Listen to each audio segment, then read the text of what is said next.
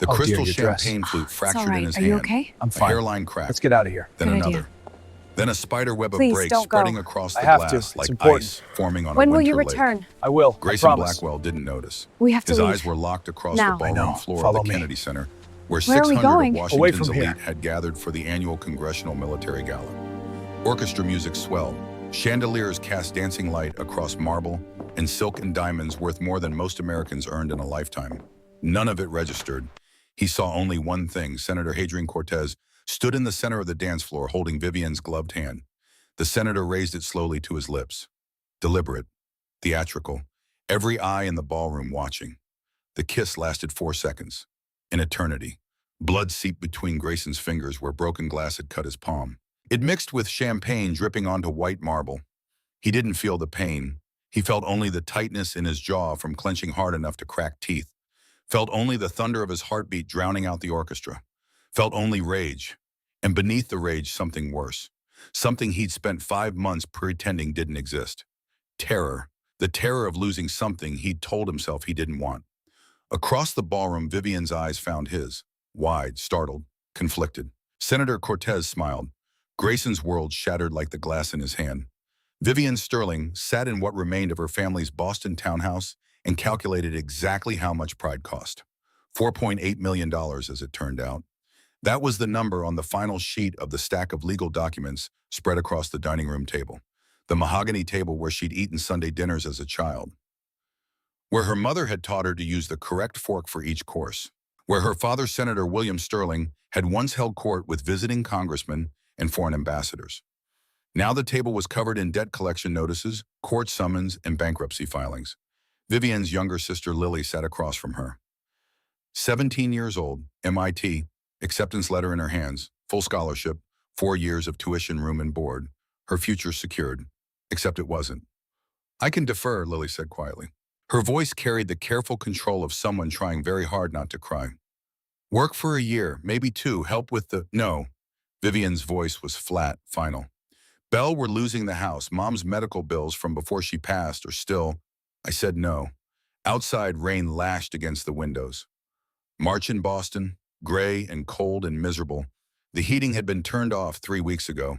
They wore sweaters indoors now, used candles when the electricity bill came due. This was what happened when a senator got caught taking bribes from defense contractors. This was what happened when shame and scandal and federal prosecutors descended on a family like locusts. This was what happened when your father chose money over integrity and prison over facing what he'd done. Vivian looked at her sister. Really looked at her. Lily had their mother's eyes. Bright, intelligent, full of promise. Their mother, who died of cancer 2 years ago, had made Vivian promise something in those final hours. One thing. Let her choose her own path. Don't let William's mistakes destroy her future. Promise me. Vivian had promised. She intended to keep that promise, even if it cost her everything. The doorbell rang. Vivian rose, her worn cashmere sweater, once expensive, now pilled and faded, hanging loose on her frame. She'd lost 15 pounds in 6 months. Stress had a way of killing appetite.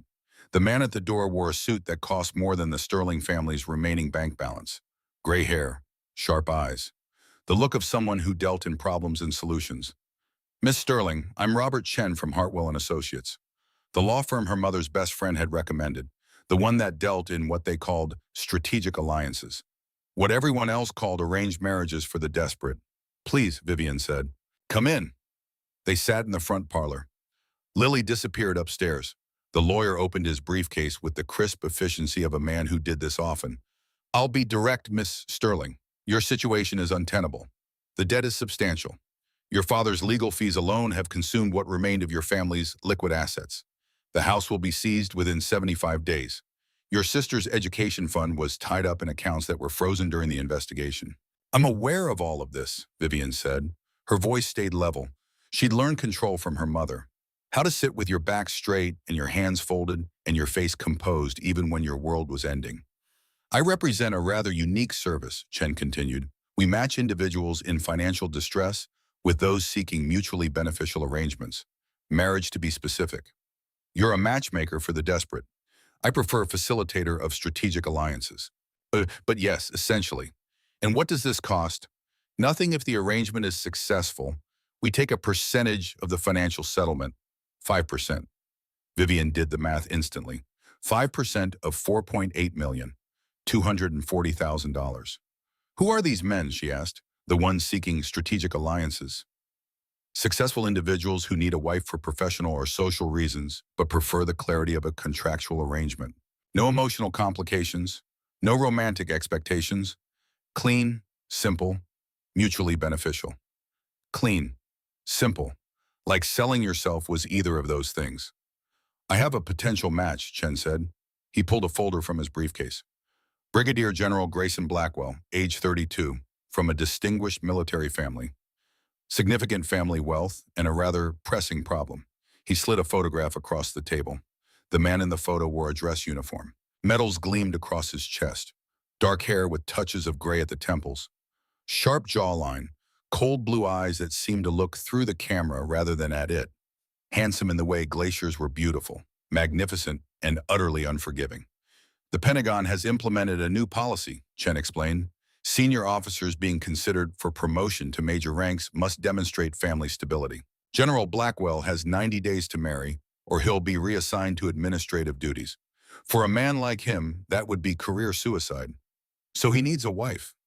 And you need financial relief. The general is prepared to offer full debt clearance, a monthly allowance of $60,000, and establishment of an education trust for your sister, in exchange for a 24-month marriage contract. Vivian stared at the photograph. 2 years of her life. That was the price of Lily's future. There would be conditions, Chen said. The general is very specific about his requirements. Separate living quarters. No interference in his military career. Strict boundaries around. When can I meet him? Chen smiled. I'll arrange it for tomorrow. Grayson Blackwell stood at the window of his study in the Blackwell estate and watched the Atlantic Ocean crash against the rocks below. The estate had been in his family for 250 years. Georgian architecture, 12 bedrooms, formal gardens that required a staff of 6 to maintain. Every Blackwell male since the Revolutionary War had served in the military. Every generation had added something to the house. A wing, a library, a ballroom. All of it felt like a museum. Beautiful, historic, empty. Grayson had inherited it at age 14 when his parents died in a training accident overseas. An IED in Kandahar. They'd been serving together, died together. Left him alone with a house full of history and a legacy he had no choice but to honor. The door opened behind him. Sir, Edmund, the family's butler for 40 years, entered, carrying a silver tray with tea service and mail. The afternoon post. Grayson didn't turn from the window. Anything requiring immediate attention. A letter from the Pentagon, official seal. That made him turn. Edmund held out an envelope. Department of Defense letterhead. Grayson opened it with the efficiency of someone who'd been reading military correspondence since childhood. He scanned the contents once, then again more slowly. New policy directive. Senior officers above 06 rank being considered for promotion to flag officer positions must demonstrate personal stability through established family arrangements. Unmarried officers above age 30 must marry within 120 days or face reassignment to non-combat administrative roles. Effective immediately. Grayson set the letter down very carefully. They're forcing marriages now, he said quietly. So it would appear, sir. This is about the congressional hearings. They want to avoid another scandal, another general caught in an affair, another embarrassing divorce splashed across the media. Undoubtedly. Grayson walked to his desk, sat down in the leather chair that had belonged to his father, and his grandfather, and his great-grandfather. Every man in this family had sacrificed for duty, every single one. What if I refuse, he asked, though he already knew the answer. Administrative assignment, sir. Quite likely a desk position at the Pentagon, no field command, no strategic planning, no advancement beyond your current rank. 20 years of military service. Deployments in 3 different theaters. Commendations. Citations. A reputation as one of the finest strategic minds in the armed forces. All of it rendered meaningless by a desk job. There are services available, sir, Edmund said carefully, for situations such as these. Grayson looked up sharply. The old butler stood with perfect posture, his expression neutral. But there was something in his eyes. Understanding, perhaps. Or pity. What kind of services? Strategic marriage arrangements. Contractual agreements. Mutually beneficial. Several of your colleagues have utilized them. Quite successfully, I'm told. You're suggesting I buy a wife. I'm suggesting you address the situation with the same strategic planning You'd apply to any military operation, sir.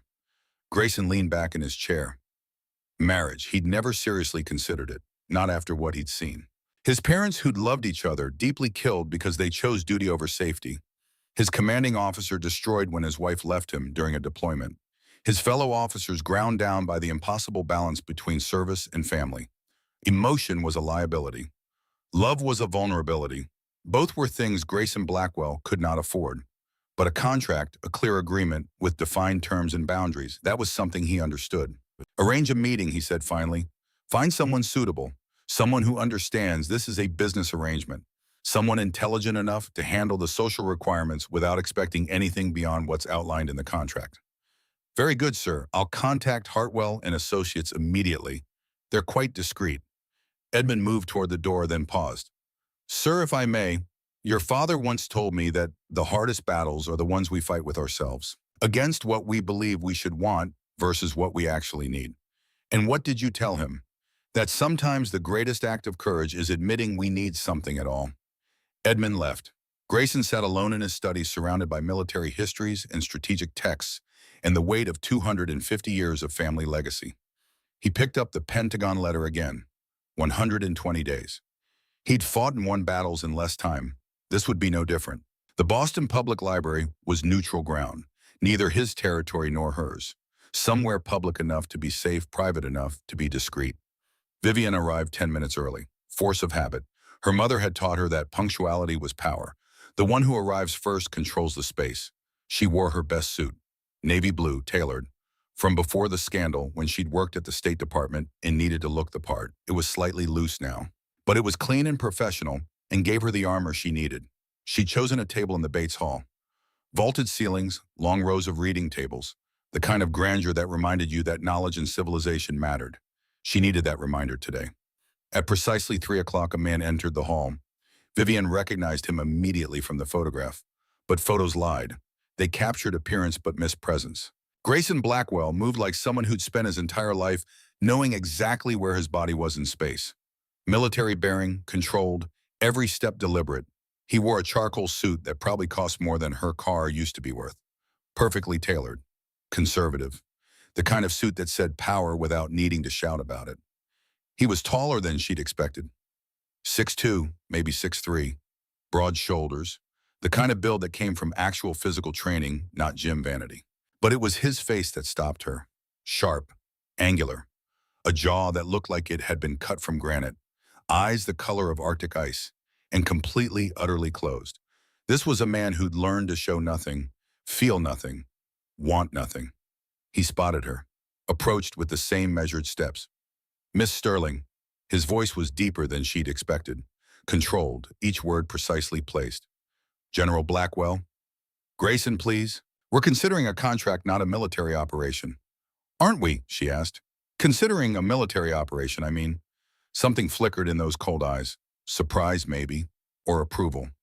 He sat down across from her. Didn't ask permission. Didn't need to. Robert Chen materialized from somewhere, placed a folder on the table between them, and disappeared. I'll be direct, Grayson said. I need a wife for career advancement. You need financial relief. This can be mutually beneficial. Clean, efficient, a business arrangement with clear terms.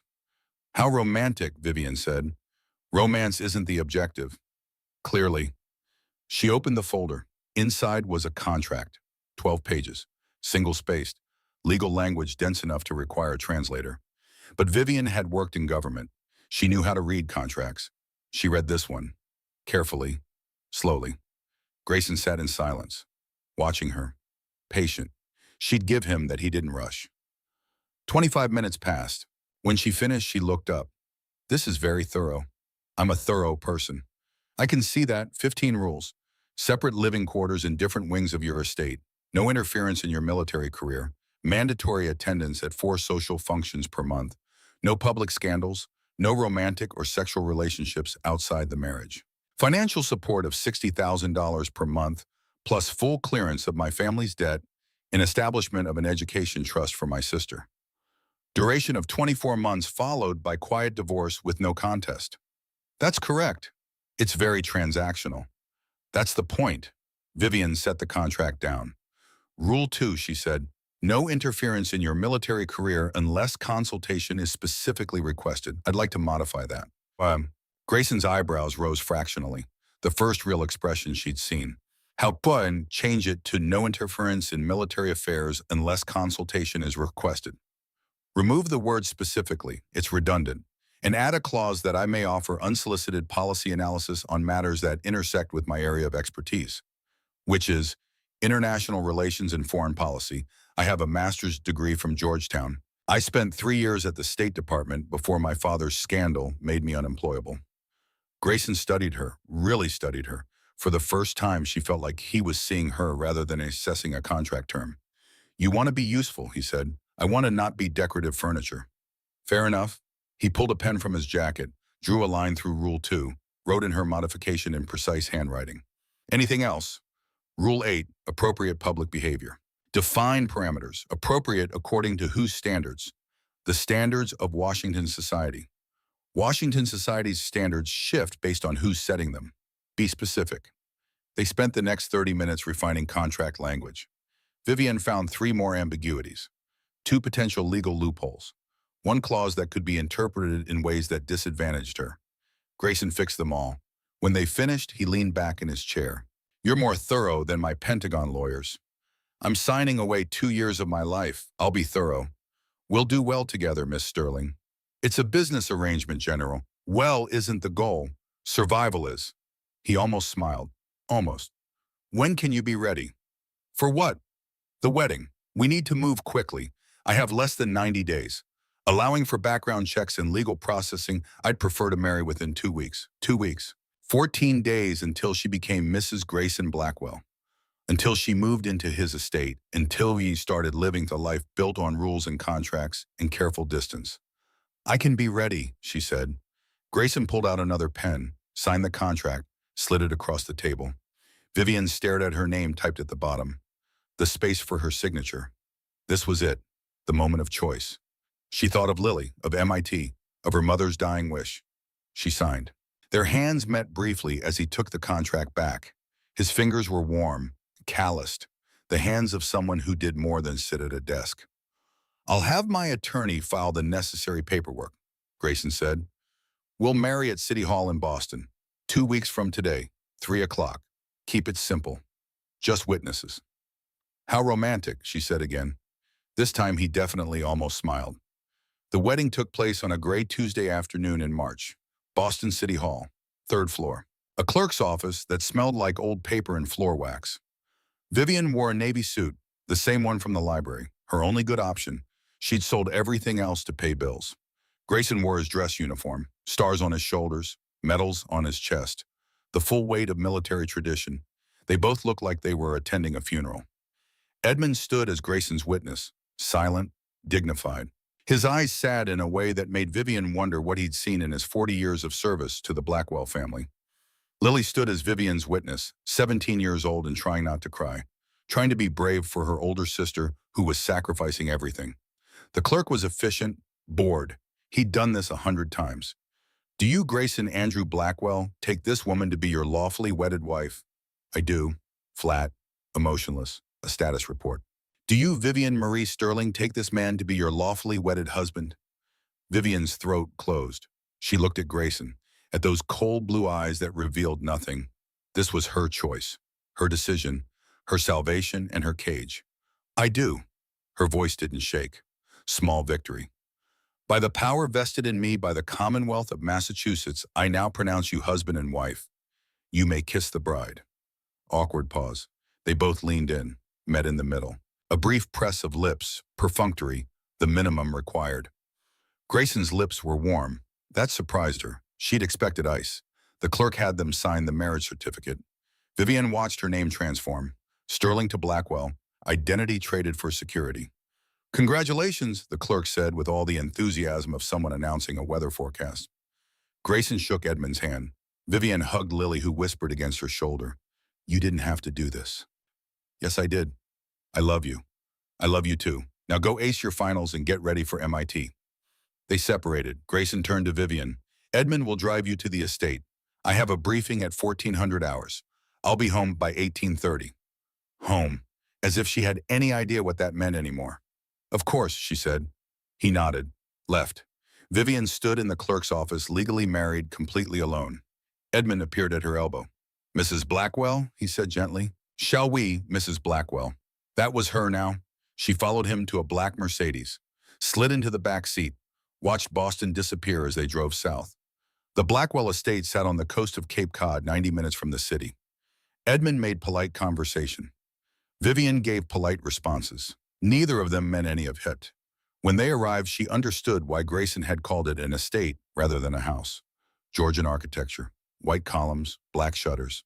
Perched on a cliff, overlooking the Atlantic like some kind of monument to permanence. It was beautiful. It was intimidating. It looked like a place where warmth went to die. Edmund gave her the tour. Main hall with portraits of Blackwell ancestors. Men in military uniforms stretching back 2 centuries. All of them stern, unyielding. The weight of duty in every painted face. Grand staircase splitting left and right, east wing and west wing, hers and his, separate. Formal dining room with a table that could seat 24 people. Library with floor-to-ceiling military histories and strategic texts. Everything perfect, everything precise, everything utterly impersonal. Your quarters are in the east wing, Edmund said. He led her up the stairs to the right. Double doors opened into what could only be called an apartment. Master bedroom, guest room, private office, sitting room with a fireplace, bathroom with a clawfoot tub. All of it decorated in muted creams and grays and blues, expensive, tasteful, completely devoid of personality. The general had the rooms prepared according to specifications he believed you'd find comfortable, Edmund said. If anything doesn't suit, please let me know. Vivian walked to the closet. It was full. Dresses, suits, casual wear, all in her size. All in colors that would photograph well. All appropriate for a general's wife. None of it chosen by her. She opened drawers. Undergarments. Jewelry. Cosmetics. Everything she might need. Everything except autonomy. The general is very thorough, Edmund said quietly. So I'm learning. She found her suitcase waiting on the bed, the one she'd packed that morning. Everything she owned in the world fit in a single carry-on bag. Her mother's music box, photos of Lily, a few worn books, the contract. She set the music box on the nightstand, wound it, let Claire de Lune fill the silence. Edmund stood in the doorway. Dinner is served at 1900 hour, Mrs. Blackwell. The general values punctuality. Of course he does. If you need anything at all, please ring. I'm here to help make your transition as smooth as possible. Thank you, Edmund. He left. Vivian sat on the edge of the bed in her perfect room, in her perfect prison, and listened to the music box wind down. She didn't cry. She'd learned long ago that tears were a luxury she couldn't afford. At 6:45, she changed into one of the dresses from the closet. Simple, elegant, appropriate. At 6:55, she made her way downstairs. The formal dining room was lit by candles and a crystal chandelier. The table, that massive, absurd table, had been set for 2. At opposite ends, 18 feet of polished mahogany between them. Grayson entered at precisely 7 o'clock. He'd changed from his uniform into civilian clothes. Still formal, charcoal slacks, white shirt, no tie. Mrs. Blackwell, he inclined his head. General? Grayson, we're married. Formality isn't necessary in private. Isn't it? He had no response to that. They sat. Staff appeared, set courses in front of them, disappeared like ghosts. First course, soup. The only sounds were silver spoons on china, the ticking of the grandfather clock in the hall, waves crashing against rocks outside. Second course, duck. Grayson checked his watch twice. Vivian studied the portraits on the walls. Dead Blackwells, judging the living. Third course, dessert. Your quarters are satisfactory, Grayson asked. The first words spoken in 40 minutes. They're sufficient. If you require anything, I don't. Silence resumed. When the meal ended, when they'd finished performing the ritual of dinner, Grayson stood. I have reports to review. Breakfast is at 0600 if you choose to join. I'll consider it. He left.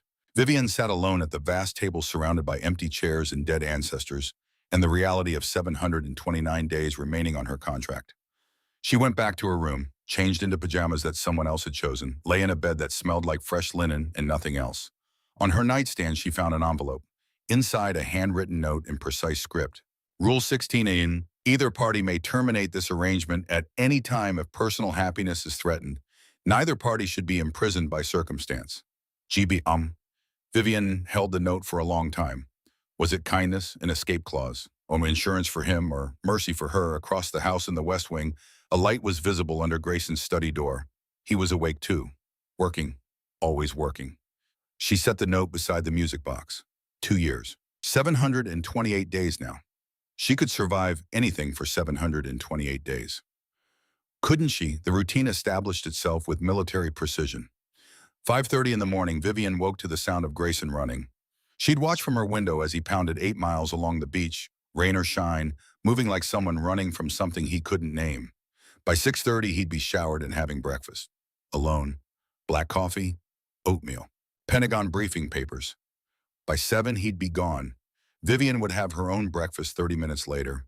French press coffee, toast, her own research. They lived in the same house but existed in parallel universes.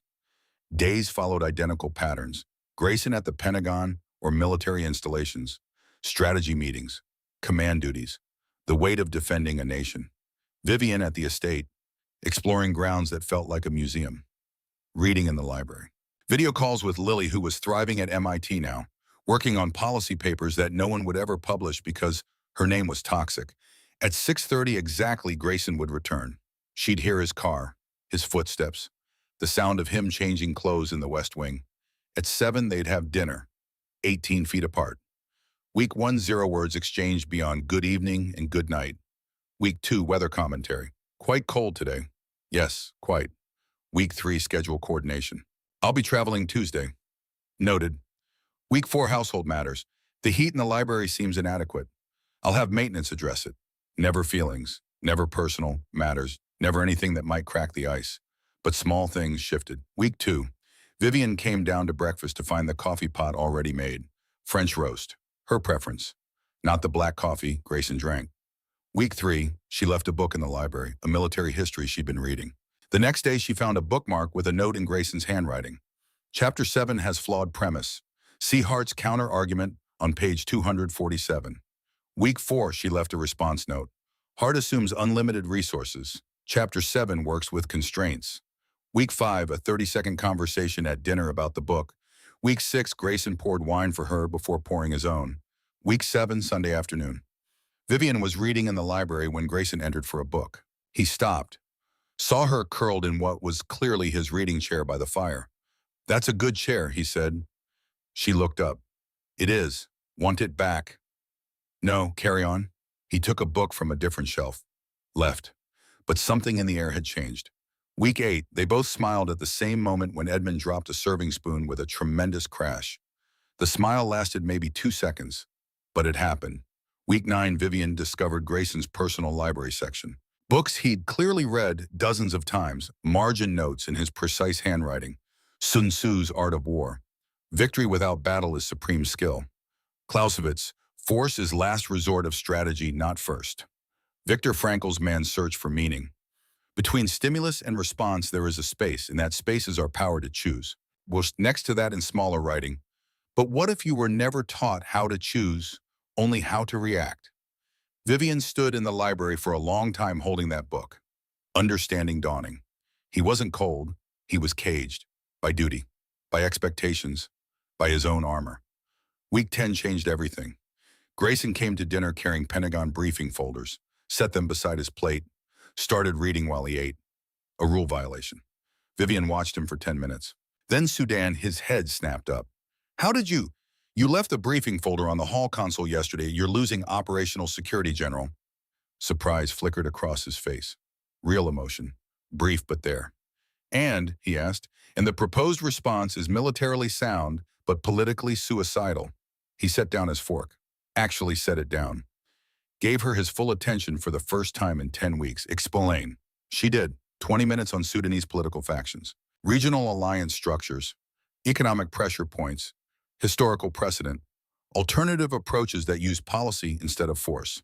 Grayson listened, actually listened, asked questions, challenged her analysis. She pushed back. He conceded 2 points. She conceded 1. 45 minutes passed. Their food went cold. Neither noticed. Finally, Grayson leaned back in his chair. "That's brilliant. Why didn't my team think of that?" Because your team thinks in military terms. I think in policy terms. Different lenses. We should combine lenses more often. Eye contact held, 3 seconds longer than necessary. Both looked away. Mrs. Blackwell, Vivian or Viv, if we're going to collaborate on strategy. Viv, he tested the name.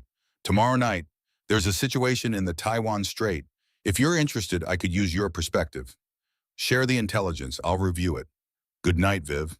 Good night, Grayson. First names, after 10 weeks. Small victory. Massive shift. Weeks 11 through 16 transformed their parallel lives into something resembling partnership. Dinners became working sessions.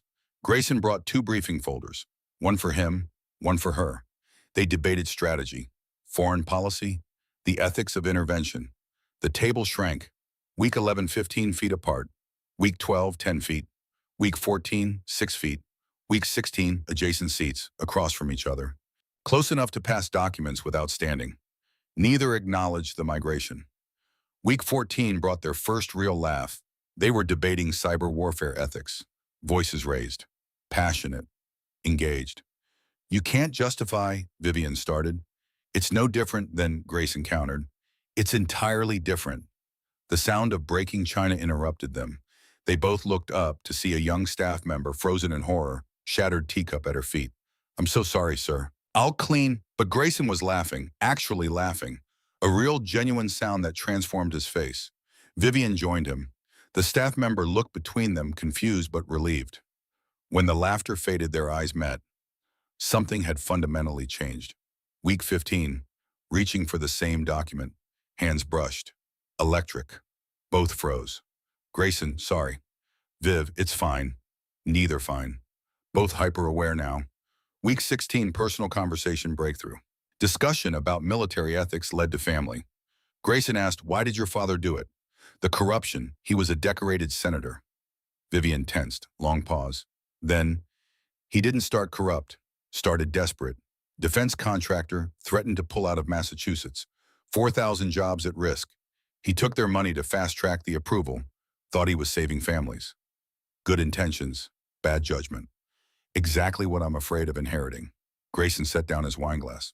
My parents died because they followed orders they disagreed with. Protocol over instinct. Deployed together to a mission my father knew was poorly planned. IED killed them both. His voice stayed level, controlled, but pain leaked through. I'm terrified of inheriting their blind obedience, their inability to choose between duty and survival. Silence. True silence. Not uncomfortable. Shared. So we're both running from family legacies, Viv said quietly, while trapped in an arrangement built on them. Eye contact. Seeing each other, really seeing. Not contract partners, not housemates, humans. Damaged, trying, scared. Grayson's hand moved across the table, halfway. Viv's met it, fingers touching in the middle. Held. 5 seconds. Then Grayson pulled back, clearing his throat. I should review those briefings. The moment passed. But it had happened. Week 18, Grayson visited Colonel Jameson Aldrich at the Pentagon. Aldrich, retired general mentor, closest thing to family Grayson had left. I need advice, Grayson said. Aldrich looked up from his desk. Military or personal? Pause. Personal. Aldrich had set down his pen. In 20 years, you've never asked about personal matters. I've never needed to. What changed? Everything Grayson wanted to say. She changed everything. Instead, I'm married, you know this. Strategic alliance, contract arrangement, 24 months. I'm aware. It was supposed to stay simple, clean, transactional. And it's not simple anymore. Aldrich leaned back, studied him. You're developing feelings. Not a question. I don't know what I'm developing. I only know that dinner has become the best part of my day, that I find myself arranging my schedule to cross paths with her, that the thought of the contract expiring makes my chest feel tight. How does she feel?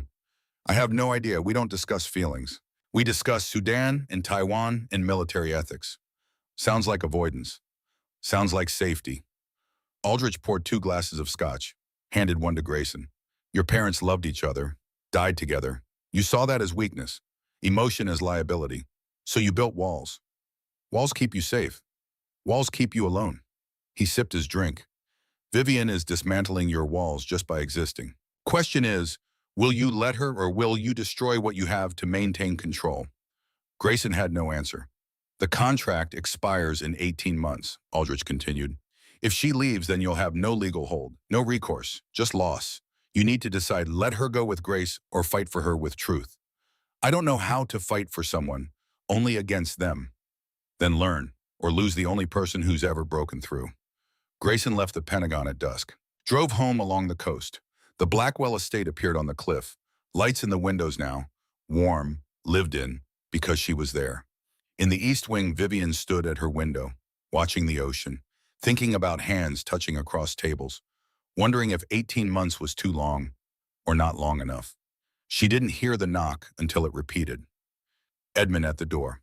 Mrs. Blackwell, a letter arrived, marked urgent. The envelope was cream-colored, official seal. She opened it, read, read again. What is it? Edmund asked. Senator Hadrian Cortez is coming here. Joint Military Congressional Oversight Review, staying at the estate for 4 days. When Vivian's hands trembled slightly, he arrives in 1 week. Edmund's face went carefully neutral. I see. Do you know him? I know of him. The General and Senator Cortez have history, a promotion they both competed for 5 years ago. The General received it. The Senator did not take it well. So he's coming here for revenge. Or assessment, or both. Edmund paused. Mrs. Blackwell, Senator Cortez has a reputation. He's known for pursuing married women, for collecting them as trophies of a sort. I'm not a trophy. No, but he may not see it that way. After Edmund left, Vivian stood holding the letter. 1 week, 7 days until everything changed. She went to find Grayson. His study door was closed, light visible underneath. She knocked. Come. He sat at his desk, Pentagon reports scattered across it, looked up when she entered. First time she'd come to his study. First time she'd sought him out. I received a letter, she said. She handed it to him. Watched his face as he read. Watched his expression harden. Watched his hand form a fist. Hadrian Cortez, he said quietly, dangerously. You know him. We've crossed paths. Edmund said you competed for a promotion. Edmund talks too much. But no real anger. Yes, 5 years ago, I received the promotion. He's held a grudge since. Is that why he's coming revenge? Partially, but also, Grayson stopped. Also what? He looked at her, really looked. Rule 5, no romantic relationships outside the marriage. I'm aware of what I signed. Cortez has a reputation. He's charming, politically connected, ambitious, also known for pursuing married women, for seeing if he can take what other men have. Understanding dawned. You think he's coming for me? I think he's coming to assess whether our marriage is real or strategic, and if it's strategic, to see if he can complicate things. Anger flared in Vivian's chest. I'm not a thing to be taken. I know that. He doesn't. They stood 3 feet apart, her in his study, him surrounded by military reports and the weight of duty. I can handle Senator Cortez, she said. I'm sure you can, but be careful, please. Is that an order, General? It's concern. Pause. Concern for your reputation or for me? Grayson had no answer, because he didn't know, or because he did and couldn't say it. Good night, Grayson, Vivian said. She left before he could respond, went back to her room in the East Wing. Across the house, Grayson sat at his desk. 1 week, 7 days until Hadrian Cortez arrived. 7 days until everything he'd carefully controlled began to unravel. He picked up the letter again, crumpled it, threw it toward the fireplace. Missed. It lay on the floor, accusation in cream-colored paper. Outside, the Atlantic crashed against rocks. Inside, Grayson Blackwell began to understand that some battles couldn't be won with strategy. Some required something he'd spent his entire life avoiding. Vulnerability. The week before Senator Hadrian Cortez arrived passed like watching a storm approach across the ocean. Inevitable, visible, unstoppable. Grayson found himself checking his watch more often, working later, running harder along the beach until his lungs burned and his legs shook. Anything to avoid thinking about what was coming. About a man who'd once been his rival entering his home, sleeping under his roof, sitting at his table, looking at his wife. Not his wife, his contract partner. The distinction mattered, except it didn't. Not anymore. Vivian spent the week preparing in her own way. She researched Hadrian Cortez with the thoroughness of someone who'd once written intelligence briefings for the State Department. Age 29. Senator's son, Georgetown educated. 6 years in congressional offices, climbing the ladder with the easy confidence of someone who'd never had to struggle. Appointment to the Defense Policy Advisory Committee at 27, youngest member in history. Handsome, charming, connected. And according to multiple sources, a collector of other men's wives. She found 3 separate scandals, all hushed up, all involving married women in political circles. One divorce that cost a general his career, another marriage that barely survived. Hadrian Cortez didn't just pursue married women. He destroyed marriages as a sport. On Tuesday, Grayson appeared at breakfast. This alone was unusual. They never ate breakfast together. The routine had held for 18 weeks. "We need to prepare," he said without preamble. Vivian looked up from her coffee. "For his arrival, we need to appear convincing." Convincing as what? As a real marriage. The word real hung between them like smoke. "What did you have in mind?" she asked carefully. "The seamstress is coming this afternoon. You'll need formal wear for the dinners. There's a military reception on day 2, congressional representatives. You'll need something more formal, more personal." Personal, as if anything about this arrangement was personal. "Fine," she said. "Anything else? We should practice being comfortable together in case he's watching." "Practice what exactly, Vaughn?" He looked uncomfortable. "Proximity, conversation, the appearance of familiarity." She almost smiled. "You want to rehearse being married. I want us to be prepared." "Of course you do." He left before she could say more. The seamstress arrived at 2 o'clock with an assistant and enough fabric samples to stock a boutique. But Grayson had insisted on accompanying her to an actual boutique in Boston. They drove in silence. 90 minutes of coastal highway, ocean on one side, forest on the other. Spring slowly winning its war against winter. Vivian watched him drive, his hands on the wheel, relaxed but controlled. Everything about him controlled. "You didn't have to come," she said. "I wanted to." "Why on I am?" "Because you'll be representing me at the reception. I should have a say in how you're presented." Presented. Like she was a weapon to be deployed, a chess piece to be positioned. "Of course," she said quietly. Something flickered in his peripheral vision. A glance her direction. Brief. "I didn't mean it like that." "How did you mean it?" He had no answer. The boutique was in the back bay.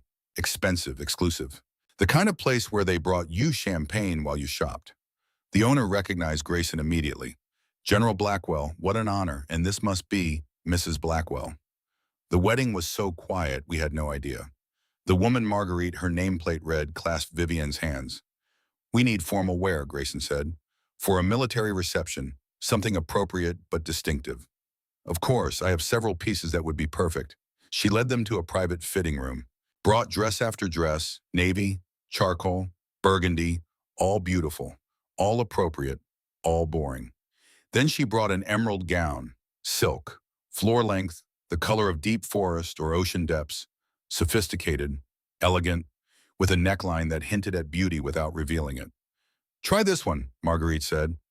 Vivian took it into the dressing room. The silk felt like water against her skin, cool, expensive. The kind of fabric that reminded you that luxury was real and you'd been living without it.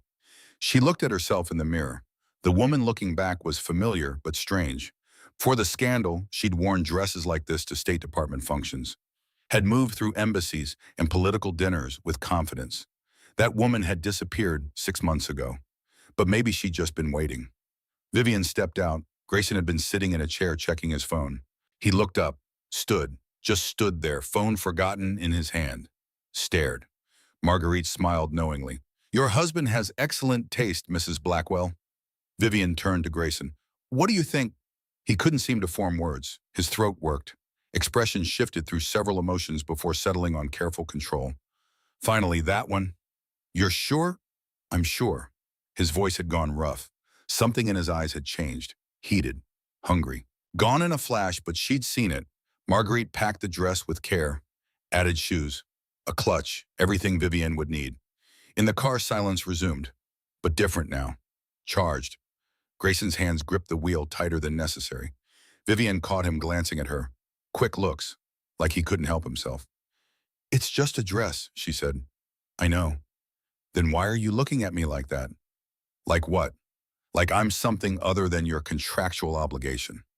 His knuckles went white on the steering wheel. "You're not an obligation." "What am I then?" He didn't answer. Couldn't answer. They drove home in silence that spoke volumes neither was ready to hear. That evening after dinner, Grayson suggested they walk the grounds together. Cortez may want a tour, he said. We should be familiar with moving through the space as a couple. So practical, so strategic, so utterly Grayson. They walked through gardens just beginning to bloom, early daffodils, the scent of earth waking up after winter. Tell me about him, Vivian said. Your history with Cortez. Grayson was quiet for several steps.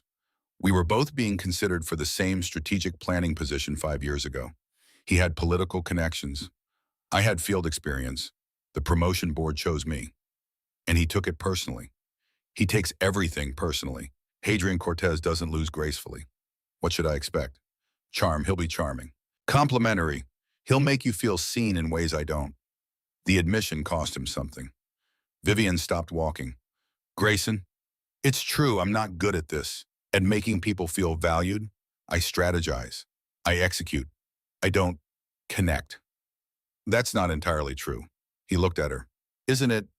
The coffee, the books with notes, the library heating you fixed, those are connections. Those are gestures. Sometimes gestures are how we connect when words fail us. They stood in the garden 3 feet apart, the distance between them be feeling like miles and inches all at once. He'll try to make you doubt this, Grayson said quietly.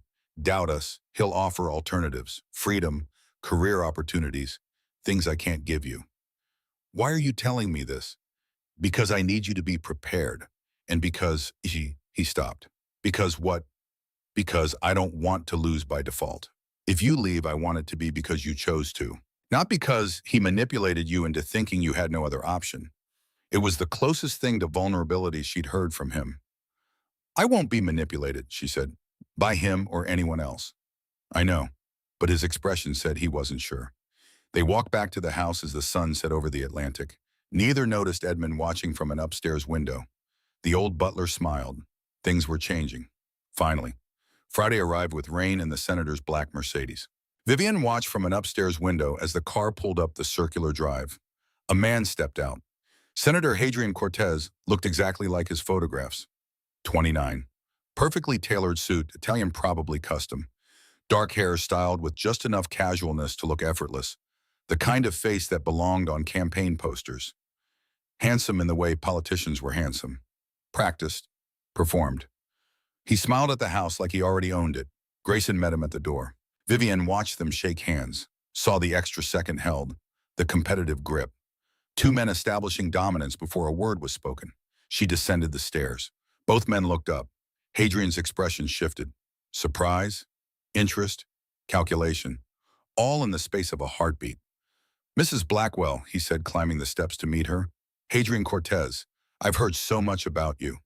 He took her hand, brought it to his lips, a proper kiss, perfectly appropriate. Except for the way his eyes held hers, except for the way his thumb brushed her knuckles, except for the fraction of a second too long. Senator Cortez, she said evenly, welcome to our home. Our home. The words felt strange. Grayson's expression tightened. Please, Hadrian said, releasing her hand. Hadrian, we're going to be in close quarters for 4 days. No need for formality. His smile was warm, genuine almost, if you didn't look too closely at his eyes. Your estate is magnificent, Blackwell. Hadrian continued, turning to Grayson. Though I must say it looks rather more welcoming than when I visited for that briefing 3 years ago. Marriage suits it, or perhaps your wife does. Both, Grayson said flatly. Edmund appeared. Senator, I'll show you to your quarters. Thank you. I'll freshen up before dinner. He followed Edmund upstairs. Grayson and Vivian stood alone in the entrance hall. 4 days, she said quietly. 4 days. I can handle him. I know you can. But be careful anyway. It was the anyway that got her. The admission that his concern wasn't about capability. It was about caring. I will, she promised. Dinner was a masterclass in social warfare. Hadrian Cortez was good. Very good. He dominated conversation without seeming to. Asked questions that appeared interested, but probed for weaknesses. Complimented in ways that felt like assessments. Mrs. Blackwell, I heard you worked at the State Department. Such a shame about your father's situation.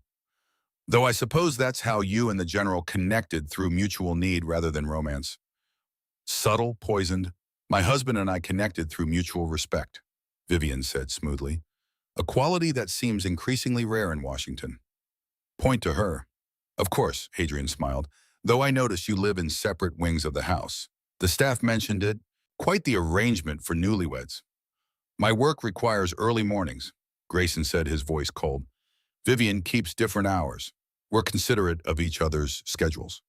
How modern, though I can't imagine being married to someone as lovely as your wife and choosing to sleep separately.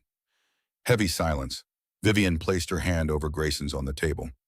My husband is considerate, one of his many qualities. The lie came easily, the touch didn't. Grayson's hand tensed under hers, then relaxed, then turned, briefly squeezing her fingers. Thank you, the gesture said. Hadrian noticed everything. The rest of dinner proceeded with careful civility. When it ended, Hadrian excused himself. Early morning tomorrow. That base tour starts at 0700, doesn't it, General? 0600, Grayson corrected. Even better. Gives us more time together. Good night, Mrs. Blackwell. I look forward to getting to know you better. The words were innocent. The tone was not. After he left, Vivian and Grayson sat in silence. 3 days and 20 hours, she said. I'm counting. He's going to be a problem. He already is. Their hands were still touching on the table. Neither moved to break contact. Thank you, Grayson said quietly, for what you said about respect. I meant it. His eyes met hers. Did you, boy? Yes. Pause. I respect you too, Viv, more than I've respected anyone in a long time. It wasn't a declaration of love, but coming from Grayson Blackwell, it might as well have been. Good night, Grayson. Good night. She withdrew her hand. The loss of contact felt like cold water. Saturday morning, Grayson left at 5:30 for the base tour. Hadrian requested that Vivian show him the estate grounds. She couldn't refuse without appearing rude. They walked through gardens that were just beginning to wake for spring. Early crocuses pushing through soil, trees budding, the Atlantic visible beyond the formal hedges, gray and restless under cloudy skies. You have a beautiful home, Hadrian said. Thank you. Do you like it here? It's peaceful. Peaceful. Interesting word choice. Not happy, not fulfilled, peaceful. She didn't respond. They reached the rose garden. Empty now, waiting for summer. Hadrian stopped, turned to face her. Can I be honest with you, Vivian? Can I stop you? He smiled. I like you. You're sharp, direct. No games. Then I'll be direct. What do you want, Senator? The truth, I'm concerned about you. Concerned? Your marriage, it's clearly strategic. The separate wings, the careful distance at dinner last night, the way you barely look at each other except when you remember you're supposed to be married. You've been here less than 24 hours. That's quite the assessment. I'm observant, and I've known Grayson for years. He's brilliant, strategic, utterly controlled, and completely incapable of genuine human connection. He'll never love you. He'll never even see you. Not really. His words found marks she didn't want to acknowledge. You deserve better, Hadrian continued, his voice softening. You deserve someone who sees your intelligence, your strength, your beauty. He picked a white rose from a nearby bush, one of the early bloomers, handed it to her. Someone who would never take you for granted.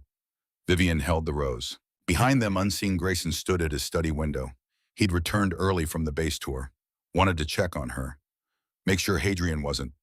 He saw them in the garden, saw Hadrian standing too close, saw him hand her the rose, saw her accept it, saw them talking, intimate, private. His hand clenched on the windowsill, knuckles white, face hardening. He couldn't hear what they were saying, didn't need to. The body language said everything. 23 minutes, Edmund would tell him later when Grayson asked how long they'd been out there. 23 minutes of Hadrian Cortez slowly, methodically trying to seduce his wife, his contract partner. The distinction had stopped mattering. Grayson forced himself to turn away from the window, forced himself to sit at his desk, forced himself to focus on briefing papers he couldn't read because the words blurred, because jealousy was acid in his throat, because fear was ice in his chest, because he was losing something he'd told himself he didn't want and couldn't do anything to stop it. That evening's dinner was worse.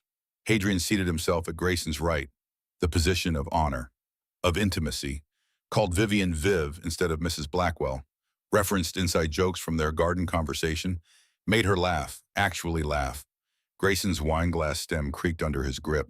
Viv was telling me about her thesis on North African trade alliances, Hadrian said. Fascinating work. Have you read it, General? No, Grayson said flatly. You should. Your wife is remarkably intelligent, though I suppose you already know that being married to her. The implication was clear. You don't know her at all. I'm well aware of my wife's capabilities, Grayson said. Are you? Because from what I understand, she's been essentially in isolation here for months. No professional engagement. No use of her expertise beyond dinner conversation. Truth. Damaging truth. Vivian set down her fork. Senator Cortez, I appreciate your concern, but it's misplaced. My husband has been very supportive. Has he, or has he simply provided you with a gilded cage? Grayson's chair scraped back as he stood. Everyone froze. This conversation is over, he said quietly. Dangerously. Hadrian stood as well, slowly. Is it, or is the truth just inconvenient? Vivian stood. Gentlemen, this is inappropriate. We're hosts and guests. Let's remember that. To Hadrian, thank you for your concern. It's unnecessary. To Grayson, please, sit down. Both men sat. The rest of the meal passed in glacial silence. When it ended, Hadrian excused himself. Early reception tomorrow. I should rest. Good night, Viv, General. After he left, Grayson poured himself 3 fingers of scotch, drank it, poured another. He's trying to get to you, Vivian said. It's working. Don't let him. Don't let him what? Point out the truth, that I've kept you isolated, that I've wasted your expertise, that this entire arrangement is, he stopped. Is what? She asked quietly. Wrong. It's wrong, all of it. Then why did you do it? Because I needed a wife, and you needed money, and it was supposed to be simple. His voice rose, actual emotion breaking through. But it's not simple. You made it not simple by being brilliant and challenging and making me actually want to come home at night, because dinner with you is better than anything else in my day. Silence. Vivian stared at him. Grayson stared at his scotch. I should go, he said quietly. He left her alone in the dining room, confused, shaken, heart racing. He'd as good as admitted he had feelings, and run away from them immediately. Sunday morning brought flowers. Vivian found them in her sitting room when she woke. Rare orchids, exotic, expensive, the kind that cost more than most people's monthly salary. The card read, for a woman who deserves beauty in her life, beauty you're not getting in this cold house. H.C. She was still holding the card when Grayson appeared. No knock. First time he'd ever entered her private quarters. He saw the flowers, read the card over her shoulder. What the hell is this, a gift? It's inappropriate. It's flowers. It's a declaration. His voice was hard, cold. Get rid of them. No, his eyes snapped to hers. What? I said no. They're the first beautiful thing I've received in this house that wasn't calculated by you or chosen by Edmund. They're mine. Something in Grayson broke. He grabbed the vase. Water sloshed. What are you doing? Vivian shouted. He didn't answer, just strode out of the room, down the stairs, through the house. She followed. Grayson stopped. Staff scattered. Edmund appeared, eyes wide. Grayson burst through the back doors into the garden, went straight to the fountain, hurled the entire arrangement into the water. Orchids floated like broken promises. Vivian caught up to him. Have you lost your mind? He rounded on her. He's pursuing you, in my house, under my roof. I'm not your property. You're my wife. On paper, she shouted back. This is a contract. Remember your words, your rules. I'm an obligation, a strategic asset, something you needed to check a box. The words hit like bullets. Grayson's face went white. Then his expression shuddered completely. The mask slamming back into place. You're absolutely right, he said quietly. Precisely. This is a contract. I apologize for overstepping.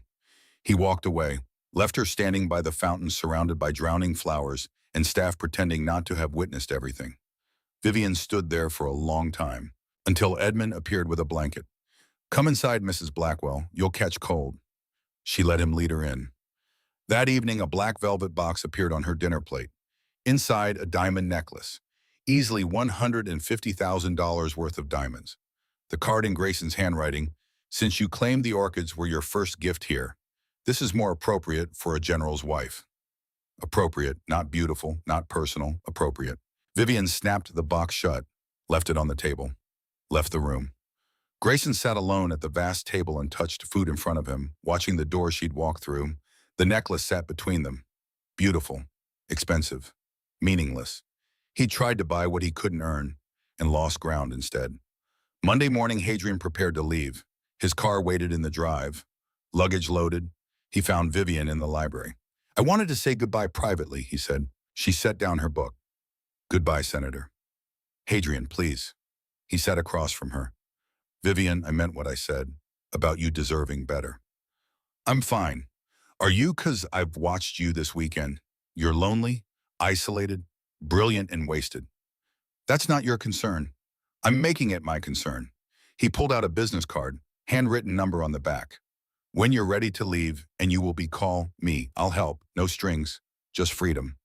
Freedom you're offering out of the goodness of your heart. Freedom I'm offering because I see you, really see you, which is more than your husband does.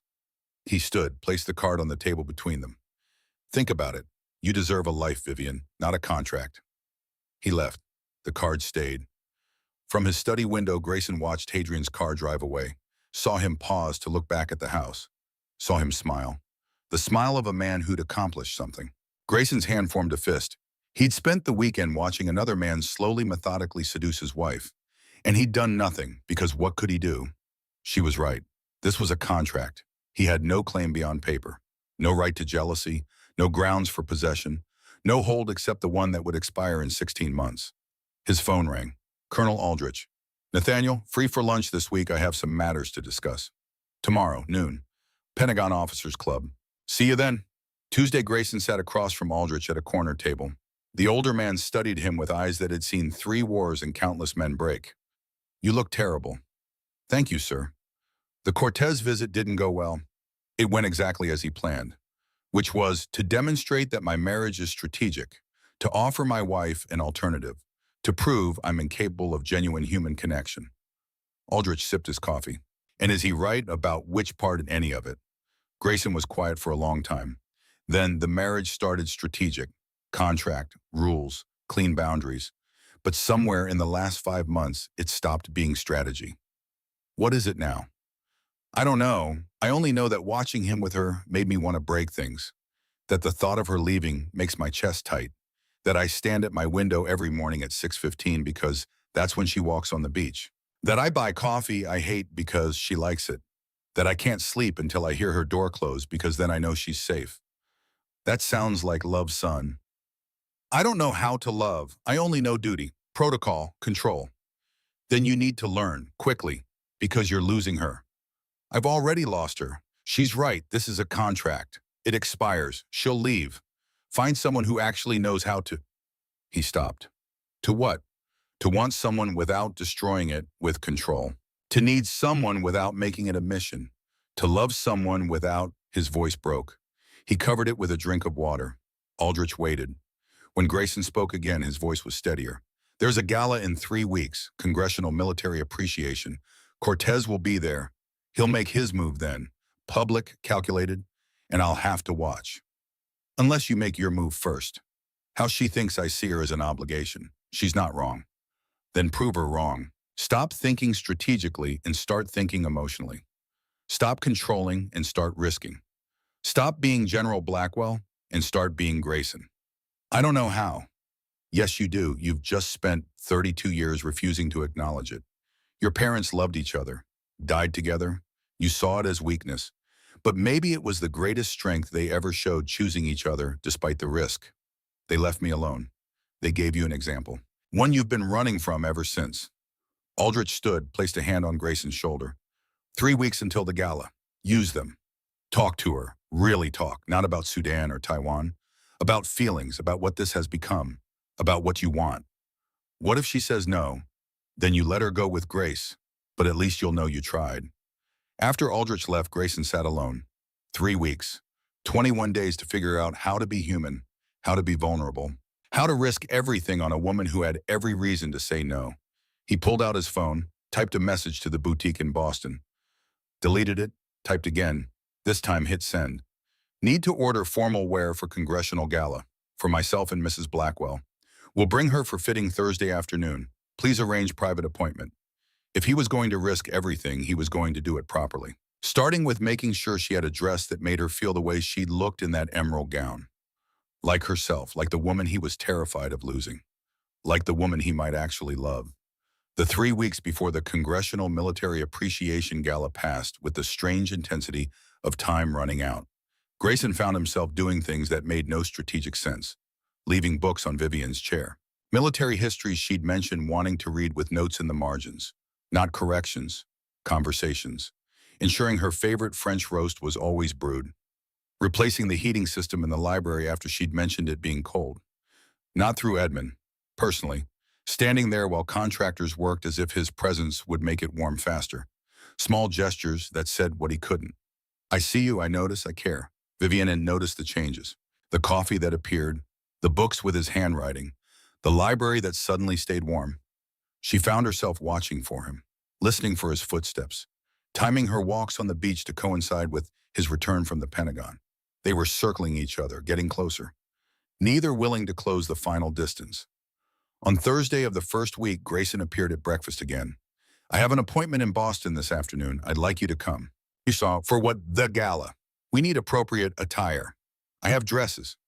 You need something that's yours, not something I bought, not something Edmund selected, yours. The distinction mattered. She went.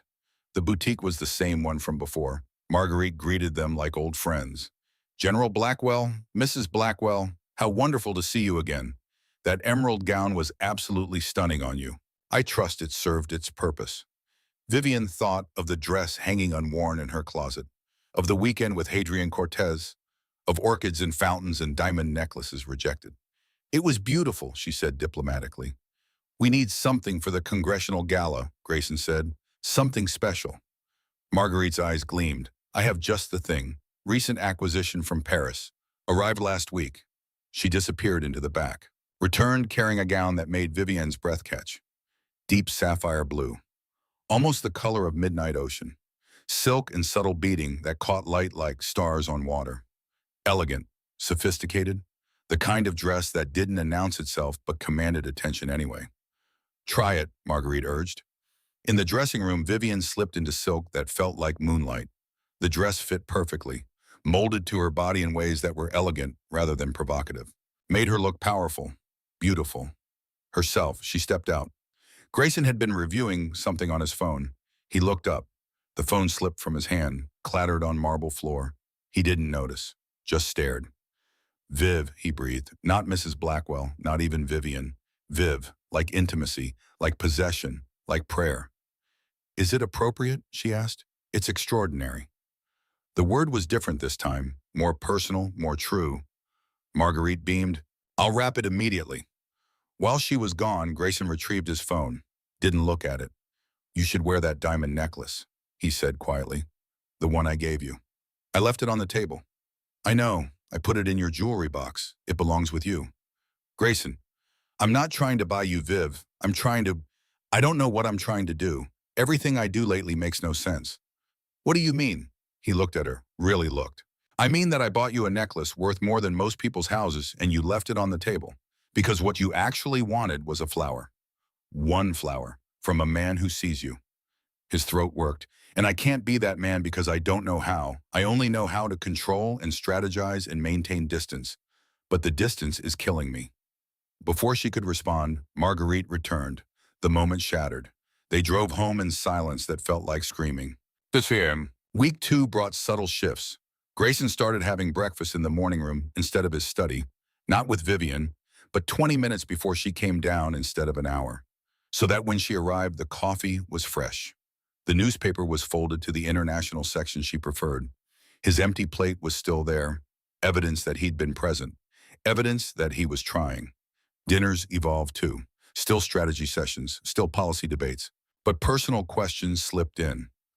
What made you choose Georgetown, he asked one night. My mother. She wanted me to understand power, not just how to wield it, but how to temper it with wisdom.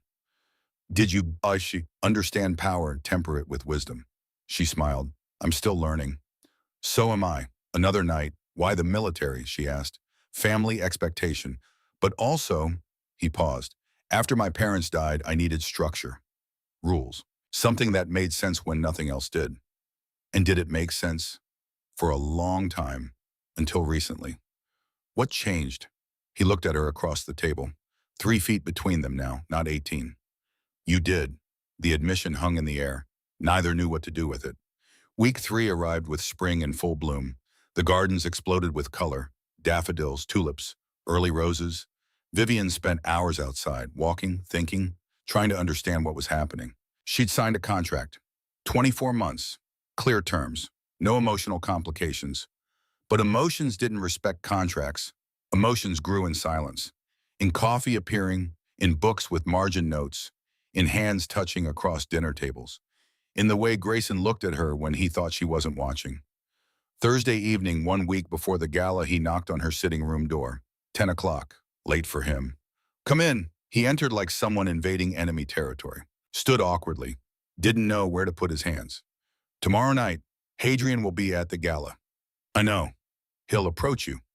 Probably. I need you to... He stopped. Started again. Rule 5 states no romantic entanglements outside the marriage.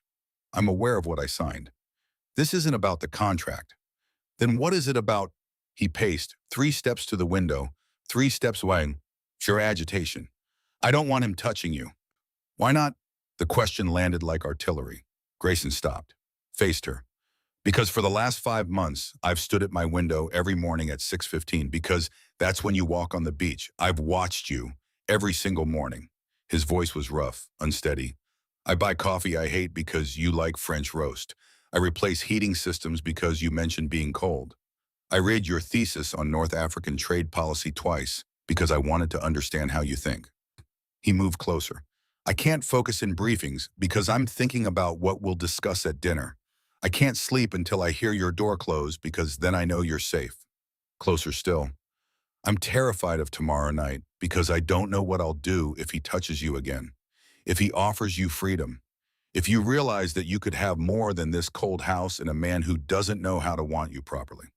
He was 3 feet away now, voice breaking. So no. This isn't about Rule 5 or the contract. This is about me losing my mind over the thought of losing you. Silence. Vivian's heart thundered. You've had 5 months to say this, she said quietly. Why now? Why when another man shows interest?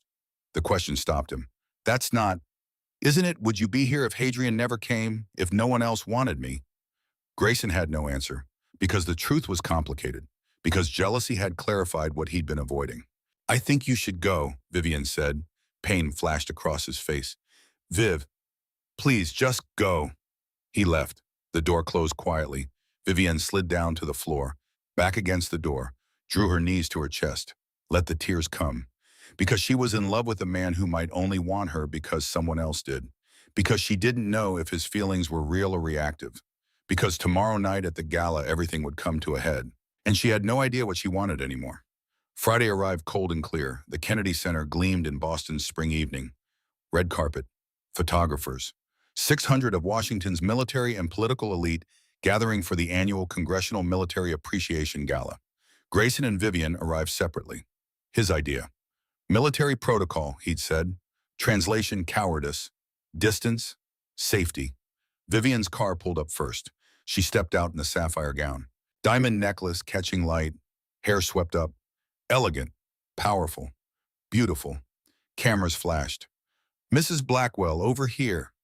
She smiled, posed, played the part. Inside, she was breaking. Grayson's car arrived 5 minutes later. He wore his dress uniform. Stars gleaming, medals across his chest, every inch the decorated general. He saw her on the steps, stopped breathing. She turned. Their eyes met. For one moment, the cameras and crowd disappeared. Just them. He climbed the steps, offered his arm. You wore it, he said quietly. The necklace. It seemed appropriate. You're breathtaking. You said that before. I meant it then. I mean it more now. They entered together. The ballroom was magnificent. Crystal chandeliers, orchestra, flowers and silk and the scent of power. They worked the room as a unit. Admiral Pearson. General Blackwell, Mrs. Blackwell, wonderful to see you both. Senator Martinez. Vivian, I heard you consulted on the Sudan situation. Brilliant work, Congressman Webb. General, your wife's policy brief was exceptional. You're lucky to have such a partner. Partner. The word followed them. For the first time, they weren't performing. They were actually functioning as one. Grayson's hand on her lower back, possessive but gentle. Vivian's hand on his arm, claiming him as much as he claimed her. They danced the first waltz. Not practiced, not performed, real. Grayson held her close, closer than appropriate, closer than necessary. I'm sorry, he said quietly, for last night, for ambushing you. You spoke truth. Badly timed truth. Is there such a thing? Yes, when it makes you cry. She looked up sharply. How did you? I stood outside your door for 20 minutes, heard you crying. Wanted to break it down and he stopped.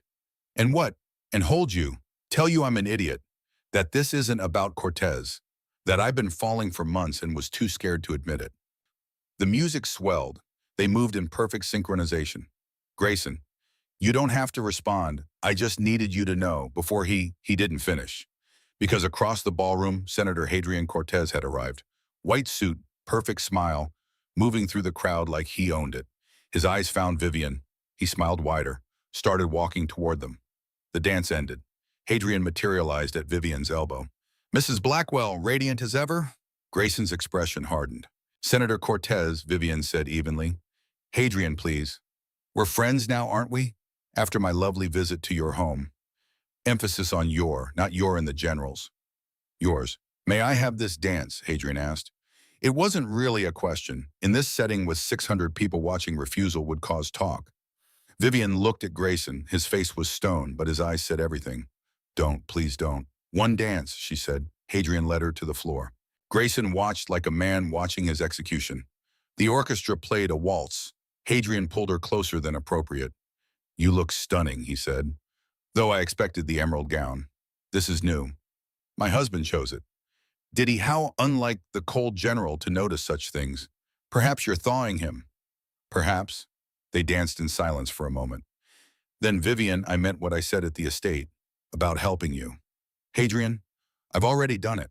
Your family's entire debt, 4.8 million, cleared, transferred from a discretionary fund this afternoon. You're free. She stumbled. He caught her and, what did you say?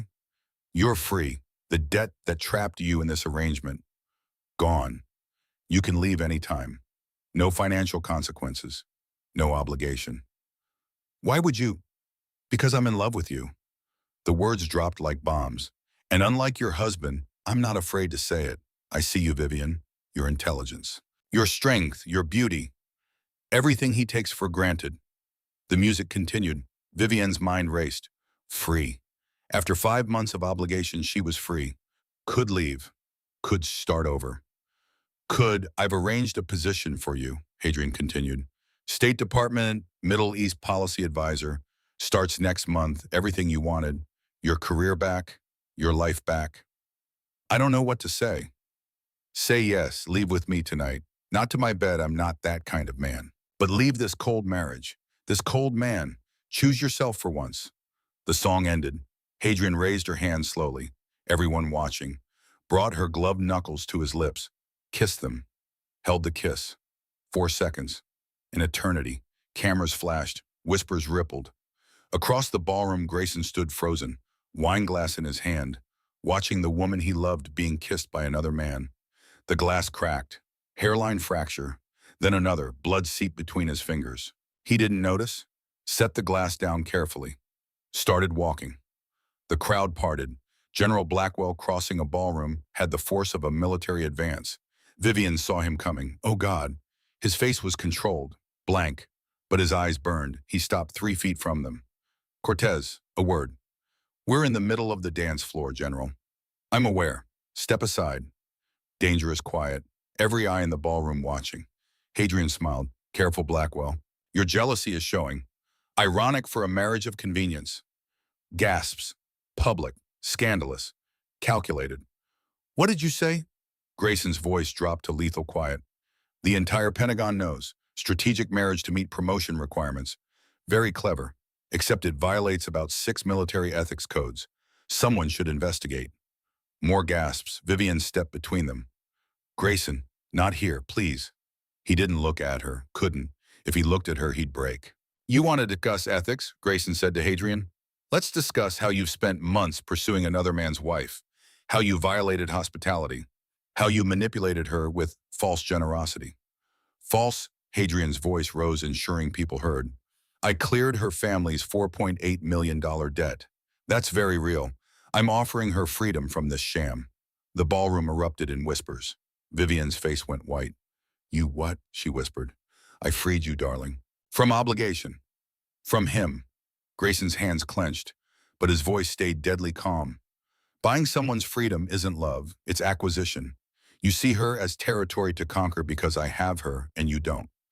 I see her as a woman wasted on a man who treats her like a strategic asset.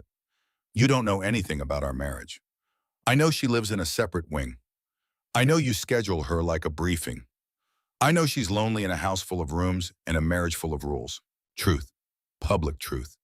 Devastating truth. Grayson had no defense because it was all true, or had been. Vivian's voice cut through. Stop, both of you. She turned to the watching crowd. Please, excuse us. Continue enjoying the evening. To Grayson and Hadrian, terrace now. She walked out, both men followed. The terrace overlooked Boston Harbor. Night air, city lights, privacy finally. Vivian rounded on both of them. I won't be fought over like property. Where Hadrian started, that's exactly my, shut up. Both men froze. She'd never raised her voice before. You, she pointed at Hadrian, paid my family's debts without asking, without permission. That's not love. That's control with better packaging. You're trading one cage for another. I was trying to help. By making me owe you instead of him, by removing my choice, that's not freedom. That's a different kind of obligation. Hadrian's smile faded. She turned to Grayson. And you, 5 months of walls, 5 months of Mrs. Blackwell and separate wings and treating me like a useful consultant. Then suddenly you care because someone else does. That's not love. That's possession. You're right, Grayson said quietly. She stopped. Hadn't expected agreement. You're absolutely right, he continued, about all of it. Hadrian watched, sensing loss. I'm stepping aside, he said quietly.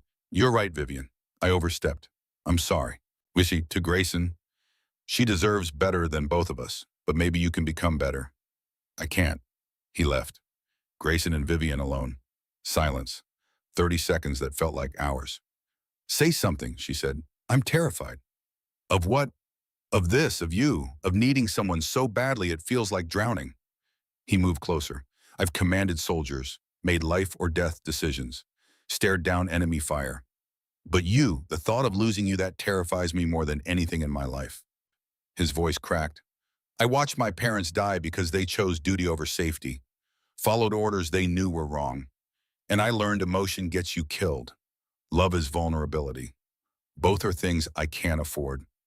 But then you walked into that library 5 months ago and every rule I made you dismantled, just by existing, just by being brilliant and stubborn and refusing to be controlled. He was 1 foot away now. I don't know how to need someone. Don't know how to want someone without destroying it with control. Don't know how to love someone without making it a mission to complete. Voice breaking completely. But I'm trying. God help me, I'm trying. He stepped closer, inches apart. I don't want separate wings anymore. Don't want silent dinners or scheduled conversations or contracts with expiration dates. I don't want you to be an obligation or an asset or a strategic alliance. I want to wake up next to you. Want to argue about policy over coffee. Want you to call me on my bullshit and challenge my plans and remind me there's more to life than duty. Tears streaming down his face. I want you to be my wife, really my wife, not because of debt or promotion or any damn contract. Because you want to be. Because this could be real. His hands trembled. And if you say no, I'll let you go. Terminate the contract. Keep the debts cleared anyway, no strings. Let Hadrian give you the State Department position. Let you have the life you deserve. I'll hate every second, but I'll do it because you're right. You deserve better than a cage, even if it means losing you. You'd really let me go, she whispered. I'd really let you go. She saw the truth in his eyes, the pain, the love, the fear. I knew, she said quietly. What? I knew you were watching me for months. The coffee appearing, the books with your notes. The accidental meetings in the library. I knew, Grayson. His eyes widened. Edmund's terrible at being subtle, and you have patterns. Why didn't you say anything? Because it meant you cared, even when you wouldn't admit it to yourself. Those small gestures, they were you trying, in the only way you knew how. She stepped closer. I fell in love with those moments, with the man who asked my opinion on Sudan, who learned how I take my coffee. Who chose that sapphire dress because he knew it would make me feel beautiful? Her hand touched his face. I don't want Hadrian. I don't want the State Department. I don't want freedom from you. 1 inch apart. I want the man beneath the uniform, the one who's terrified and honest and trying so hard to be good at something he was never taught. I want you, Grayson Blackwell, the real you. He pulled her against him, kissed her like he was drowning and she was air. 5 months of distance collapsing in one moment. She kissed him back. Desperate, honest, real. When they broke apart, foreheads touching both, breathing hard. I'm going to fail at this, he whispered. I'm going to revert to old habits, forget to talk about feelings. I know. I'll want to control things. I'll remind you not to. I love you, messily, imperfectly, but honestly. I love you too, and that terrifies me. He smiled, actually smiled. Good. We'll be terrified together. They kissed again, softer, longer, full of promise. They didn't return to the gala, left through a side entrance, drove home in Grayson's car. His hand found hers, laced fingers, didn't let go the entire drive. At the estate, they went straight to his study. Grayson opened the safe, retrieved the contract. 12 pages, 15 rules, 2 signatures, the agreement that had brought them together, the cage they'd both lived in. He carried it to the library fireplace. They stood together, contract between them. Are you sure, he asked. Are you? I've never been more sure of anything. Together they fed pages to flames, watched Rule 1 burn, separate quarters. Rule 2, no interference. Rule 5, no outside relationships. All 15 rules curling to ash. The signatures last. Sterling to Blackwell, Blackwell to Sterling, transforming, disappearing, becoming something new. When the last ember died, Grayson turned to her. No contract, no expiration date, no rules about wings or distance. Just us figuring it out. That's terrifying. He pulled her close, but less terrifying than losing you. They stood in the library where they'd danced, where they'd debated, where they'd slowly, painfully fallen in love. Come with me, Grayson said. He led her upstairs, not to the east wing, not to the west wing, to the master bedroom, neutral territory. At the door he paused. Viv, she kissed him. Answer enough. The door closed behind them. Morning came with sunlight and the sound of ocean waves. Vivian woke first. Grayson lay beside her, face peaceful, arm around her waist. She watched him sleep. This man who'd been so cold, so controlled, who'd learned to thaw, who'd chosen her, who'd risked everything. His eyes opened. Morning, he said softly. Morning. I was afraid you'd change your mind overnight. I was afraid you would, he pulled her closer. Never, you're stuck with me now. Promise, promise, a knock at the door. Breakfast is ready when you are. And might I say it's about damn time. Edmund's voice carried laughter. They laughed too. 2 weeks later, news broke. Senator Hadrian Cortez under investigation for campaign finance violations. Ethics Committee discovered his discretionary fund used illegal donations, including the money used to clear Vivian's family debts. The payment was reversed by court order. Hadrian received Senate censure, 6 months suspension. His political career damaged but not destroyed. The final report included his statement, I overstepped in my pursuit of Mrs. Blackwell. General Blackwell is the better man. I wish them happiness. Grace in defeat. But there was more. Late one evening, 3 weeks after the investigation concluded, Vivian found an envelope on her desk. Bank statement, Sterling family accounts, debt balance $0. She stared at it, walked to Grayson's study. He looked up from his work. The debt, she said, it's cleared. I thought Hadrian's payment was reversed. It was. Then how understanding dawned. You paid it when the day after the investigation started, before the reversal. That's $4.8 million. I'm aware, but fine. Why didn't you tell me? He set down his pen. Because I needed you to choose me freely. Not because of money, not because of debt, just me. If you'd known, it would have complicated that choice. She crossed to him, stood between him and the desk. You paid my family's debt, after everything with Hadrian, after I said I didn't want to be bought. You're not bought, you're free. Whether you stay with me or not, that debt is gone, no strings. That was always the plan. Tears in her eyes. You're impossible. I'm in love with you. Same thing. She kissed him. Thank you, she whispered against his lips. You're welcome. Vivian's father, Senator William Sterling, received a plea deal, testified against co-conspirators, house arrest instead of prison. He called her. Vivian, I don't deserve forgiveness. No, you don't, but I deserve peace. I'm choosing to build a future, not dwell in your failure. Your husband, he helped negotiate my deal through his Pentagon contacts. Why, him? Because he loves me and knows you're still my father despite everything. I'm sorry for all of it. I know. Be better now. That's all you can do. She hung up. Grayson held her while she cried. Justice served. Not perfect, but real. 3 months after the gala, their lives transformed. Vivian accepted a State Department consulting position. Remote work, her choice, her terms. She and Grayson co-authored a policy paper on military diplomatic integration, published in Foreign Affairs. Created waves. Grayson received promotion to Major General, youngest in his rank, but he turned down an assignment that would have required deployment. I'm not choosing duty over you, he told Colonel Aldrich. Not ever again. Your parents would be proud, Aldrich said. Not of your rank, of you choosing to live. Their routine changed completely. Morning coffee together on the terrace, strategy sessions that became conversations that became laughter. The East Wing converted to her office, the West Wing to his, the master bedroom theirs. Edmund smiled constantly. The estate felt alive, warm, home. 6 months after the gala, Grayson planned something.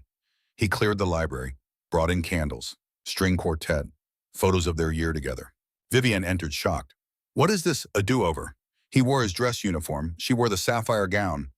5 months ago, we signed a contract, he said, made a strategic alliance, agreed to 24 months of mutual convenience. I remember. I want to nullify that contract. Her breath caught. Fear. Then he dropped to one knee, pulled out a ring box, not the platinum band from City Hall. An engagement ring, sapphire center stone, surrounded by diamonds. Vivian Sterling Blackwell. You crashed into my controlled life and destroyed every wall I built.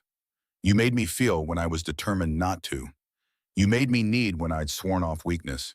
You made me love when I was certain I couldn't. Voice thick with emotion.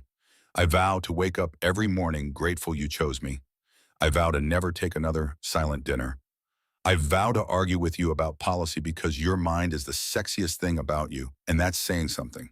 I vow to be terrified every day that I might lose you and to let that fear make me better, not controlling. Tears streaming. I vow to love you messily, imperfectly, but honestly, forever. Will you marry me for real this time? Vivian crying, laughing. Yes, God, yes. I'll marry you 1,000 times. He slid the ring on, stood, kissed her while the quartet played, and Edmund watched from the doorway with tears in his old eyes. 2 months later, they married again. Blackwell Estate Gardens, overlooking the Atlantic. 25 guests, intimate, real. Colonel Aldrich officiated. Lily stood as maid of honor. Edmund gave Vivian away. Someone has to, he said, and I've watched you become family. The ceremony was everything City Hall wasn't. Warm, emotional, witnessed by people who loved them. Grayson's vows. Vivian, 5 months ago, I stood in City Hall and promised you 24 months. Today, I promise forever. You taught me that control is overrated, that vulnerability is strength, that love is worth the risk of falling.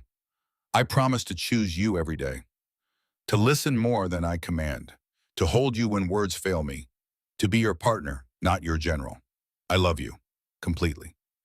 Vivian's vows. Grayson, 5 months ago, I needed security. Today, I choose love. You showed me that strength can be gentle, that discipline can be devotion, that beneath armor is the most beautiful heart I've ever known. I promise to challenge you when you forget to feel, to remind you to laugh, to be patient when old habits surface, to choose you every day. I love you, endlessly. The kiss, not their first, but their first is truly married. Applause, joy, happy tears. The reception lasted into evening. Dancing on the lawn, Grayson twirled Vivian under stars. Aldrich toasted to the worst-kept secret in the Pentagon, that love conquers all, even military discipline. Edmund, to the young man who finally learned to feel and the young woman who taught him. Lily, you did it. You saved us and saved yourself. Vivian. No, I found home. 1 year later, Blackwell Estate. Morning, Vivian woke in their bedroom. Grayson already awake watching her. Morning wife. Morning husband. Routine now, beautiful routine. Coffee on the terrace together. She reviewed State Department briefs. He reviewed Pentagon briefings. They discussed, debated, laughed. Partners in everything. Edmund brought breakfast. Mail General, Mrs. Blackwell. Letter from Lily. Graduating MIT. Job offer from NASA. Thanks to you both, I'm living my dreams. Can't wait to visit next month. Letter from Hadrian. Engaged to fellow policy advisor. Found my own partner. Hope you're insufferably happy. They were. Vivian set down the letters. Took Grayson's hand. I have something to tell you. His eyes sharpened. What? I'm pregnant. Silence. Then his face transformed. Joy. Pure joy. Really. Really, about 7 weeks. He pulled her into his arms, held her like she was made of glass and dreams. We're having he whispered. We're having a. They sat on the terrace overlooking the Atlantic, holding each other, planning nurseries and futures and all the terrifying beautiful things that came with new life. 18 months after their real wedding. The Blackwell Estate Nursery, 3 a.m. Grayson held their daughter, Catherine Aldrich Blackwell, 3 months old, named for the families that made them, for the legacy of choosing love. She slept in his arms, tiny, perfect. Vivian watched from the nursing chair, her heart so full it hurt. You're a natural, she said. I'm terrified I'll break her. You won't. How do you know? Because you were terrified of loving me too, and you learned. He smiled, sat beside her, baby between them. Do you ever regret it, he asked, that day in the library, signing the contract? Every day. He looked up, hurt. She smiled. I regret that it took us 5 months of misery to admit what we felt. I regret the time wasted. But the contract itself, no, because it brought us here. She touched his face. From contract to commitment, from strangers to soulmates, from obligation to choice. Catherine stirred. Made small sounds. Vivian took her, nursed her. Grayson watched his family. Wife and daughter, everything he'd never known he wanted, everything he'd almost lost through fear. I love you, he said. I know, but say it anyway. He smiled. I love you, Viv, more every day. The clock chimed 3:30. Morning was coming. Another day, another chance to choose each other. Catherine finished nursing, fell back asleep. They tucked her into the crib, stood watching her. This tiny human they'd created, this legacy of love. We did it, Vivian whispered. We did. Are you happy? Grayson pulled her close. I'm more than happy. I'm home. They walked back to their bedroom, leaving the door cracked, baby monitor on, ready for the next cry, the next feeding, the next moment, ready for everything. 2 years after their real wedding. Family portrait being taken, professional photographer. Blackwell Estate grounds. Grayson in civilian clothes. Vivian in flowing dress, Catherine toddling between them. Look at the camera, the photographer called. Catherine grabbed both their hands. They looked at each other instead. The photo captured everything. Love, partnership, legacy. The photographer smiled. Perfect. Later, the photo would sit in the library, next to wedding photos, next to Catherine's newborn pictures, next to the future they were building, one choice at a time, one day at a time, one love that started as contract and became forever. Edmund found them that evening, on the terrace, sunset. Catherine asleep in Vivian's arms. Dinner will be ready shortly, he said. Thank you, Edmund. The old butler paused. If I may, sir, Mrs. Blackwell, you've made this house a home. For the first time in 40 years, these walls hold warmth. Thank you. After he left, Vivian looked at Grayson. We did that. We did. Catherine stirred, opened eyes, smiled at her father. Grayson's heart melted. Every time, every single time. What are you thinking? Vivian asked. That I signed a contract for 24 months, burned it at 5, and got forever instead. Best deal you ever made. Best decision I ever made, choosing you, every day, over and over. The sun set over the Atlantic, painting sky in oranges and purples and golds. The Blackwell Estate stood strong, no longer a fortress, a home, filled with laughter and arguments and love and life, filled with family, with choice, with forever. And in the library, the contract's ashes were long cold, but what rose from them burned eternal. Love that conquered fear, partnership that conquered loneliness, choice that conquered obligation, from arrangement to forever, from contract to commitment, from cold to warm, from alone to home.